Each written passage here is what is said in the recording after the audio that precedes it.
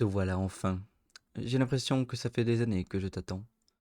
Je suis dans une autre dimension, une dimension interuniverselle. Je suis le conteur de légendes, un omniscient possédant la capacité de lire les histoires de tous les êtres du multivers. Nous en avons pour un moment, t'asseoir ne sera pas un luxe.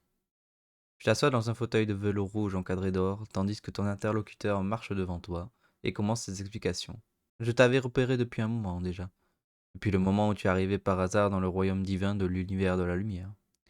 Et oui, au-delà de l'univers de la lumière, il y en a une infinité d'autres, et chacun a sa propre distinction. Celui où tu as rencontré Prométhéeus s'appelle l'univers de la lumière, où les habitants manifestent des pouvoirs magiques grâce aux rayons du soleil. Ainsi, cet univers a son propre panthéon de divinités et son propre fonctionnement du destin. Je ne suis pas en capacité d'influencer le destin des univers, mais je peux lire les histoires de chaque personne. À ce propos, tu dois te demander pourquoi tu as encore réussi à arriver dans une dimension d'un dieu, si je puis m'exprimer ainsi. Eh bien, je t'ai appelé. Ta curiosité et ta soif de savoir a mené ma réflexion à un point précis. Faire de toi mon disciple. Le but, que tu puisses découvrir de nouvelles histoires de différents personnages à travers les univers, mais aussi à travers le temps. Et oui, je ne peux lire toutes les histoires à moi seul. Tu lèves les yeux, observant les innombrables livres qui ornent les meubles de cette zone. Si l'infini avait une description, ce serait cela. Ne t'en fais pas, cet endroit est hors du temps. Bien sûr, tu auras le droit à des pauses de temps à autre. Le point positif de cette expérience est du côté du développement personnel. En effet, à force de lire les histoires, tu ressors grandi comme si tu avais vécu toutes celles-ci. Enfin, lire, tu ne lis pas vraiment un livre. J'utiliserai mon pouvoir pour te faire rentrer dans l'histoire elle-même. Ainsi, tu pourras tantôt avoir des interactions avec les personnages eux-mêmes, tantôt se placer en tant qu'omniscient pour regarder à travers leur vie comme tu l'as fait jusqu'alors. Les deux dernières histoires, tu étais en tant qu'omniscient, si je ne m'abuse. Oui, il s'agissait de Tatsuya Nishiren, le samouraï à la chevelure de flamme, et de Kenta no Wiki, l'as du volant. Vois-tu, deux histoires à la temporalité complètement différente. C'est ça le pouvoir du conteur des légendes. Oh, je viens de trouver l'histoire parfaite à te faire vivre la prochaine fois.